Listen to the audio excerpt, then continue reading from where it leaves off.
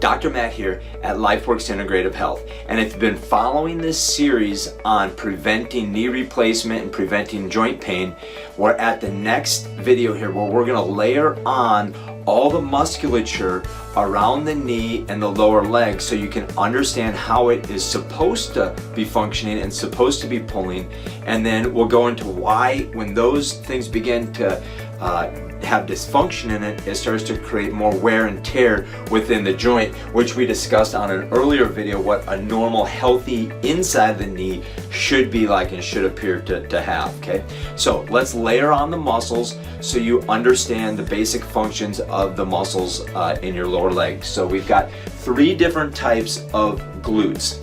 We've got what's called the glute minimus, the glute maximus, and the glute med. Doesn't matter the differences between them right now. I'm just pointing out that we've got three different types of glutes. We've got a TFL, tensor fasciolata muscle. We've got the vastus lateralis, the biceps femoris, the IT band, and the gastroc, as well as the adductors that lie internally on the inside that come across and helps us bring in our leg. Now, I split these up into the muscles here that become overstimulated or tighter, overactive, and then the muscles that typically become weak with people with knee pain.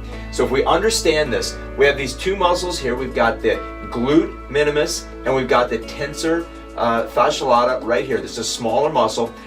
These two muscles, as well as your adductors, when these become overstimulated or tighter, it's going to cause an internal rotation of this femur, and this is going to start to go internal on both sides.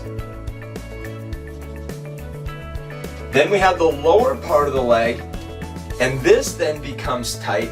The vastus lateralis, the biceps femoris, the IT band, which attaches right here to the lateral side of your tibia, as well as the gastroc on the lower outside of the posterior aspect of the leg.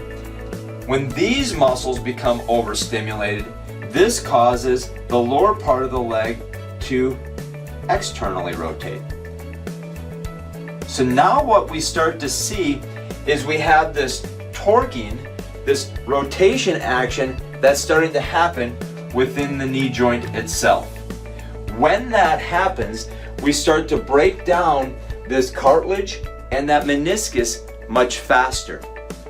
We've got a muscle here called the vastus lateralis that doesn't actually attach to any bony attachment, but we've got our quadricep muscle that runs right down the front of your leg. So when all of these lateral muscles become very tight, it will pull that kneecap laterally.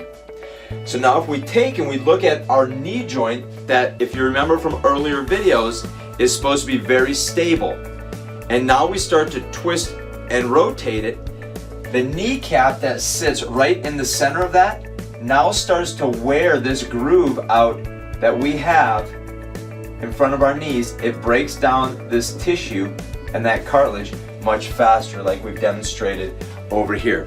Many times you don't feel it right away because that cartilage is there to protect that, but over time that begins to wear down and erode.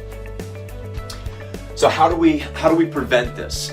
Well, we have to look to see which muscles are overstimulated, and then for every overstimulated muscle, there's also a underactive muscle. And so these are our underactive muscles over here. We've got the glute max and the glute med. These are the opposing actions to these external rotators and these internal rotators of the upper and the lower leg.